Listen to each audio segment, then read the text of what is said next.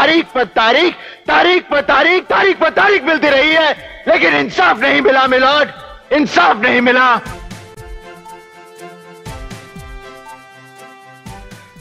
শেখ হাসিনাকে নিয়ে বাংলাদেশ এয়ারফোর্সের যে বিশেষ মালবাহী বিমান গতকাল রাতে গাজিয়াবাদের এয়ারবেসে নেমেছিল, সেই বিমানটা এখন ফিরে চলে গেছে 7 জন বাংলাদেশি জওয়ানকে নিয়ে। আপাতত শেখ হাসিনা এই ভারতবর্ষেই থাকবেন, ভারতবর্ষের অতিথি হয়ে, যতদিন না তিনি অন্য কোনো দেশ খুঁজে পাচ্ছেন বা সেই দেশে চলে যাচ্ছেন ততদিন পর্যন্ত। বাংলাদেশে পরিবর্তনের হাওয়া চলছে। আপনারা দেখেছেন শেখ হাসিনার নির্বাচিত সরকার পড়ে গেছে, প্রধানমন্ত্রীকে পালিয়ে আসতে বাধ্য হয়েছে। এই মুহূর্তে বাংলাদেশে পুরো গতকাল থেকে যে লুটতরাজ শুরু হয়েছে সেই অরাজকতা চলেই যাচ্ছে। একটা বিশাল পরিবর্তন চলছে এই বাংলাদেশে। কিন্তু এই বাংলাতে মানে আমাদের পশ্চিমবঙ্গে কি পরিবর্তন আদৌ চলছে? আমাদের পশ্চিমবঙ্গে যেমন চলছে তেমনই চলছে, কোনো পরিবর্তন নেই। এবং আমাদের দেশের সুপ্রিম কোর্টেও কোনো পরিবর্তন নেই। বিশেষ করে সেই সুপ্রিম কোর্টে যদি আমাদের রাজ্যের মামলা যায়, মমতা বন্দ্যোপাধ্যায় সরকারের বিরুদ্ধে কোনো মামলা যায়, তাহলে আমাদের দেশের সুপ্রিম কোর্টের কোনো পরিবর্তন নেই। আজকেও সেই তারিখ পে তারিখ, তারিখ পে তারিখ, ইনসাফের কোনো নামই নেই। কি হলো আজকে?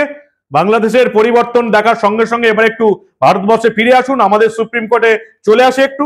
আজকে সুপ্রিম কোর্টে কি হলো এই প্রতিবেদন দেখুন। আমি মানব, দা নিউজ বাংলায় আপনাদের স্বাগত জানাচ্ছি। तारीख पर तारीख, तारीख पर तारीख, तारीख पर तारीख मिलती रही है, তারিখ পে তারিখ, তারিখ পে তারিখ, ইনসাফ লবডঙ্কা। দামিনী ফিল্মের শুটিং সিন একটা, সানি দেওয়ালের দামিনী ফিল্ম। আপনারা সবাই এই বিখ্যাত দৃশ্যের কথা জানেন, নতুন করে আর বলার কিছুই নেই। আর সেই একই জিনিসটা আমাদের দেশের সুপ্রিম কোর্টের সর্বোচ্চ আদালতে যে গত 1 বছর 2 বছর ধরে হয়ে আসছে, এবং বিশেষ করে সেটা যদি আমাদের রাজ্যের সম্পর্কিত কোনো মামলা হয়, সেটাও আপনারা এতদিনে জেনে গেছেন। ডিএ মামলাই হোক, চাকরি চুরি মামলাই হোক, রেশন দুর্নীতি মামলাই হোক, একবার সুপ্রিম কোর্টে গেলি হয় স্থগিতাদেশ, নয় পরবর্তী শুনানি। এছাড়া আর কিছু রায় আমরা দেখতে পাই না। আজ কি হলো? আজকেও পিছিয়ে গেল এসএসসি মামলার শুনানি। সেই বিখ্যাত রায় যেটা গত 22 এপ্রিল কলকাতা হাইকোর্ট দিয়েছিল বিচারপতি দেবাংশু বসাক এবং বিচারপতি মোহাম্মদ সাব্বার রশিদির ডিভিশন বেঞ্চে, যে 26,000 মানুষের চাকরি চলে গেল। 2016 সালের এসএসসির পুরো প্যানেল বাতিল করে দেওয়া হয়েছে। গ্রুপ সি, গ্রুপ ডি, নবম দশম, একাদশ দ্বাদশ পুরো প্যানেল বাতিল। 26,000 লোকের চাকরি চলে গেছে। সেই মামলায় আপনারা জানেন রাজ্য সরকার সুপ্রিম কোর্টে যায় এবং সেখান থেকে স্থগিতাদেশ পায়। আজকে সেই মামলার শুনানি ছিল, পিছিয়ে গেল। কেন পিছিয়ে গেল? কারণ জানা যাচ্ছে যে অন্য একটি মামলার দীর্ঘ শুনানি রয়েছে, তাই সেই দীর্ঘ মামলার শুনানি শুনতে আপাতত এসএসসি মামলাটাকে পিছিয়ে দেওয়া হলো। দুপুর 2টোর পর সুপ্রিম কোর্ট জানিয়ে দেবে যে এই মামলাটা আবার কবে উঠবে। আগস্টে এই মামলার শুনানি হবে বলে আর মনে হচ্ছে না, এমনটাই বলছেন বিশেষজ্ঞরা। আরো একটা গুরুত্বপূর্ণ মামলার দীর্ঘ শুনানি রয়েছে, অর্থাৎ 26,000 মানুষের চাকরি চলে গেল, সেই মামলাটা সুপ্রিম কোর্টের কাছে গুরুত্বপূর্ণ নয়। আরো একটা গুরুত্বপূর্ণ মামলা রয়েছে। আর কি জানা যাচ্ছে? জানা যাচ্ছে এই যে যারা 5টা পক্ষ, এই চাকরি চলে যাবার 5টা পক্ষ, চাকরি চুরির যে তদন্ত, 26,000 মানুষের চাকরি চলে গেছে, প্যানেল বাতিল হয়ে গেছে, যে 5টা পক্ষ আছে, রাজ্য, এসএসসি, তদন্তকারী সংস্থা, মূল মামলাকারী এবং যাদের চাকরি বাতিল নিয়ে বিতর্ক শুরু হয়েছে, সবার বক্তব্য শোনার জন্য নোডাল কাউন্সিল নিয়োগ করেছে সুপ্রিম কোর্ট। তাদেরকে 2 সপ্তাহ সময় দেওয়া হয়েছিল নিজেদের বক্তব্য জানানোর জন্য। সেই সংক্রান্ত বহু মামলা চলছে এবং নতুন করে আবার মামলা চলছে, তাদের বক্তব্য শুনবে আদালত। কলকাতা হাইকোর্টে রায় হয়ে গেছে, প্যানেল পুরো বাতিল, 26,000 মানুষের চাকরি চলে গেছে। তারপরে সেই মামলা সুপ্রিম কোর্টে নিয়ে গেছে রাজ্য সরকার এবং সেখানে আবার নতুন করে মামলা চলছে। সেই নতুন করে মামলা হচ্ছে, নতুন করে মামলা শুনবে সুপ্রিম কোর্ট। যেই মামলা করুক, মামলা শুনতেই হবে, তাতে যত দেরি হোক, 1 বছর 2 বছর 3 বছর 5 বছর কি এসে গেল যদি রায় না হয়? চোরেরা যদি চাকরি করেই যায় তাতেই বাকি এসে গেল। এই হচ্ছে এখন সুপ্রিম কোর্টের অবস্থা, যেখানে কলকাতা হাইকোর্ট পুরোপুরি বিচারপতি দেবাংশু বসাক এবং বিচারপতি মোহাম্মদ সাব্বার রশিদির ডিভিশন বেঞ্চ 22 এপ্রিল পুরো প্যানেল বাতিল করে দেওয়া হয়েছিল। কেন?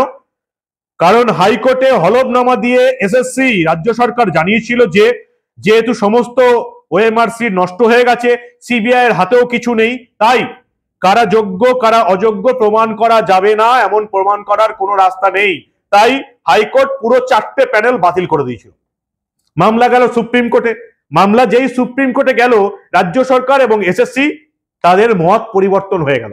তারা বলল না, এবারে আমরা হাইকোর্টে যে প্রমাণটা দিতে পারিনি, সুপ্রিম কোর্টে সেই প্রমাণটা দেবো কারা যোগ্য কারা অযোগ্য। সুপ্রিম কোর্ট রাজ্য সরকার এবং এসএসসির কথা শুনে স্থগিতাদেশ দিয়ে দিল। এই মামলার পরবর্তী শুনানি কবে কেউ জানে না। 4 সদস্যের কমিটিকে নিজের বক্তব্য জানানোর সুযোগ দেওয়া হবে। সবাই নিজের নিজের বক্তব্য জানাবে। যারা নতুন করে মামলা করছেন তারাও নিজেদের বক্তব্য জানাবে। খুব ভালো কথা। এসএসসি আবার আজকে যোগ্য এবং অযোগ্যদের আলাদা করার মতন পর্যাপ্ত তথ্য যে তাদের হাতে রয়েছে এটা জানিয়ে দিয়েছে। কি সেই পর্যাপ্ত তথ্য সেটা জানানি। এবং এখানে তারা জানিয়েছে আদালতে হলফনামা দিয়ে যে অযোগ্য চাকরি প্রাপকের সংখ্যা মাত্র 1212। কতবার যে এসএসসি নিজের মত পরিবর্তন করবে সেটা দেখেও হাইকোর্ট এবং সুপ্রিম কোর্ট কেন ব্যবস্থা নেবে না, আমার এই মাথায় ঢুকছে না। আমি আইনের বিশেষজ্ঞ নই, যারা বিশেষজ্ঞ তারা বলতে পারেন যে একটাই সংস্থা হাইকোর্টে একবার হলফনামা দিয়ে বলে আমাদের কাছে কোনো তথ্য নেই যোগ্য অযোগ্যদের পার্থক্য করার, সুপ্রিম কোর্ট একবার হলফনামা দিয়ে বলে আমরা যোগ্য অযোগ্যদের পার্থক্য করে দেবো। একবার হলফনামা দিয়ে বলে এতজন লোকের চাকরি চুরি করে হয়েছে, সুপ্রিম কোর্ট আবার হলফনামা দিয়ে বলেছে মোট 1212 জনের চাকরি অযোগ্যভাবে হয়েছে। গ্রুপ সি 381, গ্রুপ ডি 608, নবম দশম 185, একাদশ দ্বাদশ 38 জন বেআইনিভাবে নিয়োগ হয়েছে। হলফনামা দিয়ে সুপ্রিম কোর্টে জানিয়েছে এসএসসি। মধ্যশিক্ষা পর্ষদের দাবি অনেক ক্ষেত্রে এসএসসি সুপারিশপত্র হাতে পেলেও অনেকে চাকরিতে যোগদান করেনি। এসএসসি সুপারিশপত্রের সংখ্যা পর্ষদের নিয়োগপত্রের সংখ্যার চেয়ে বেশি হওয়াটাই স্বাভাবিক। এই নিয়ে আবার পর্ষদ এবং এসএসসি, মধ্যশিক্ষা পর্ষদ এবং এসএসসির মধ্যে একটা বিতর্ক শুরু হয়ে গেছে। জানি না তারা ইচ্ছা করে এই বিতর্কটা সুপ্রিম কোর্টে তুলছে কিনা যাতে এই মামলা আরো ডিলে করা যায়। স্থগিতাদেশ আছে, কারো চাকরি যাচ্ছে না, এটাকে যতদূর ডিলে করে টেনে নিয়ে যাওয়া যায়। এই হচ্ছে আমাদের সুপ্রিম কোর্টের অবস্থা। আবার নতুন করে যারা নতুন করে মামলা করছে তাদের বক্তব্য শোনা হবে। এসএসসির হলফনামা হাইকোর্টে একটা হয়, সুপ্রিম কোর্টে একটা হয়, তবু আইন কি করে চোখ বুজে থাকে আমার এই ছোট মাথায় ঢোকে না। এসএসসি মিথ্যা হলফনামা কেন দিচ্ছে কেউ প্রশ্ন করে না। সুপ্রিম কোর্টে এসএসসি মামলার শুনানি আবার পেছিয়ে গেল। আগস্টে শুনানি হবে কিনা দুপুর 2টোর পর সুপ্রিম কোর্ট জানাবে। বিশেষজ্ঞরা বলছেন আদৌ আগস্টে আর শুনানি হবে না, কবে শুনানি হবে সেটাই এখন দেখার। কি বলবেন আপনারা? বাংলাদেশ দেখে কি লাভ আছে? সেখানে তো পরিবর্তন চলছে। আমাদের দেশে কিন্তু বিচার ব্যবস্থায় কোনো পরিবর্তন নেই। আমাদের এখানকার মামলা সুপ্রিম কোর্টে গেলেই ব্যাস, সেই মামলাটার যে কি হয় সেটা আপনারা কেউ বুঝতে পারবেন না, বিশেষজ্ঞরা পর্যন্ত বুঝতে পারে না। কি বলেন আপনারা? বুঝতে পারছেন যে মমতা বন্দ্যোপাধ্যায় সরকারের বিরুদ্ধে কোনো মামলা সুপ্রিম কোর্টে গেলেই যে কি হয়ে যায়? তারিখ পে তারিখ, তারিখ পে তারিখ। কেন হয় বলুন তো? আপনাদের মূল্যবান এবং গুরুত্বপূর্ণ মতামত জানান দা নিউজ বাংলার কমেন্ট সেকশনে। আর দেখতে থাকুন দা নিউজ বাংলা। আমরা বাংলাদেশের ঘটনার পাশাপাশি, এই রাজ্যের চুরি দুর্নীতির পাশাপাশি, দেশে কি হচ্ছে তার পাশাপাশি এই রাজ্যের বিভিন্ন মামলা সুপ্রিম কোর্টে ঠিক কি হচ্ছে তার সোজা সাপটা খবর আপনাদের কাছে তুলে ধরবো। কারণ এই ধরনের কোনো খবর আমরা চেপে রাখতে দেব না।